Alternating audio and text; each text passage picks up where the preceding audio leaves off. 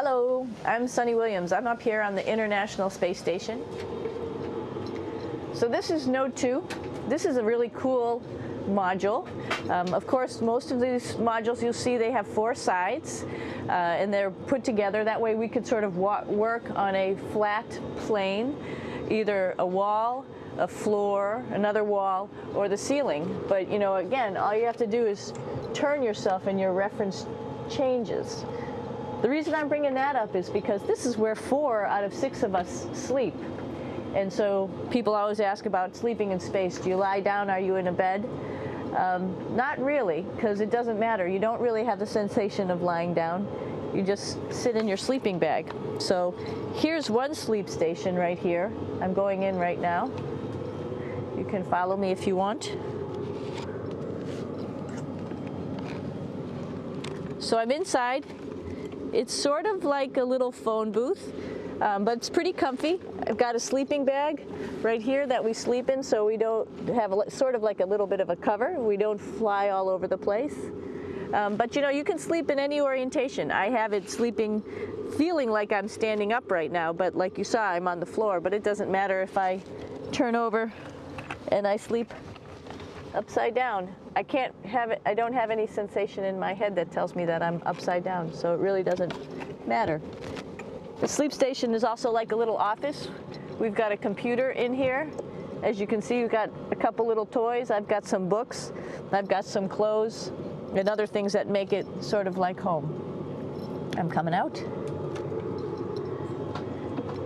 And just for reference, that's one sleep station. This one's another. Right here. There's one on the ceiling, if you want to call it, right here. And then there's a 4th on the other wall over here.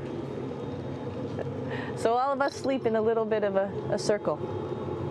All right, come on back. There's more to show you.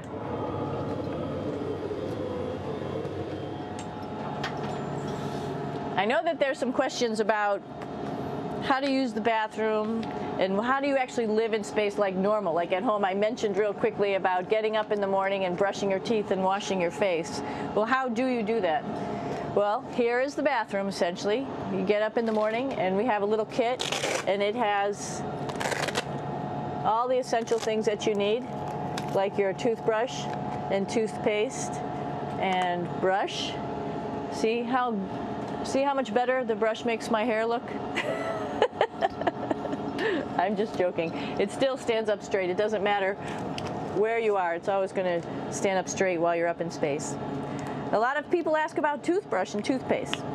So, luckily enough, toothpaste, you can do it upside right this way, is sticky, and so it sticks to your toothbrush. No problem. Another cool thing is that water sticks to your toothbrush too. If you can see it, I'll have some water come out. The water is pretty neat up in space.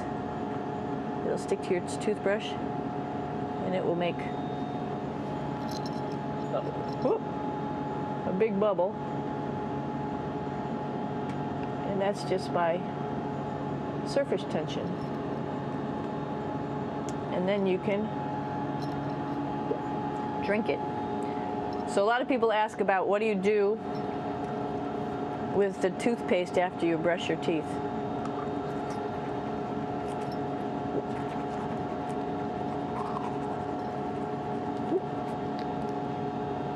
Two options. Swallow it, and it's sort of like mouthwash, but it tastes a little gross. Or you can just spit it out in a paper towel, and then you don't have to worry about it. Swallowing thing I wouldn't recommend at home. I'm only up here for 4 months, so it's not that bad. One of the most pressing questions about living in space, of course, is the bathroom. So let's take a look at that little piece of work. Come on in.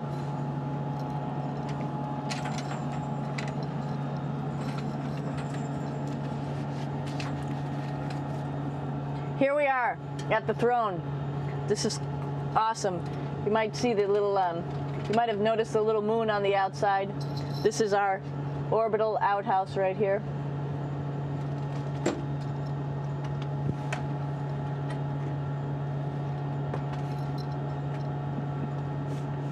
And of course, it serves for two functions. Number 2, right here. I'll show you. But you see it's pretty small, so you have to have pretty good aim, and you'll be ready to make sure things get let go the right direction. And it smells a little bit, so I'm closing it up. And that's of course for number 2. And this guy right here is for number 1. So they're sort of two slightly separate functions, but you can do a little, essentially both, by hanging on right here and doing number 1 and number 2. I might add it's color coded, so you really don't get it mixed up, which is nice. This is yellows for number 1. And also there's a selection of paper. People always ask about toilet paper. What do you do with toilet paper? What kind of toilet paper do you have? We have gloves, just because sometimes it does get messy. We have some Russian wipes, which are a little bit coarse if you like the coarse type of toilet paper. We have some nice tissues, which are nice and soft if you like soft toilet paper. We have Huggies, just for any cleanup. You know, we were all babies once, and this sort of helps. And then if things get really out of control, we have disinfectant wipes, just to make sure we clean up here. Because, you know, just like the water I showed you, the number 1 stuff can sort of go all over the place if you don't aim correctly. And did I mention both of these have a little bit of suction, so they should keep things going in the right direction. But like I said, sometimes things get a little out of control if you are out of control yourself flying around. So we have lots of protective stuff. And of course, you do have your privacy. There's a little door, so other people know that you're in there. Here's a pretty cool place. This is sort of like in your house where everybody meets in the morning. After you wash your face, brush your teeth, you want to find something for breakfast. And this is our kitchen.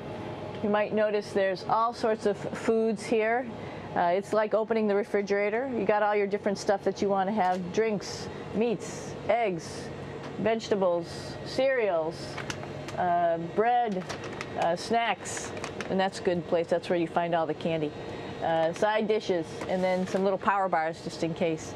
So we have all this type of food. Some of it is dehydrated, and so we have to hydrate it, fill it up with water. Some of it is all ready-made, and then all we have to do is heat it up. So something like this, I'm pulling out barbecued beef brisket. Pretty yummy. Not only is this food made in the US, but we also have food here from Japan. We've got Russian food. As you can see, all these red containers are filled with food that's from Russia. And then we get some of our specialty stuff, some things that we like, some of our favorite stuff that your family can send up. In fact, I like fluffernutters, and so I got sent up some fluff so I could make my fluffernutter with peanut butter. So you have a lot of food up here, no problems.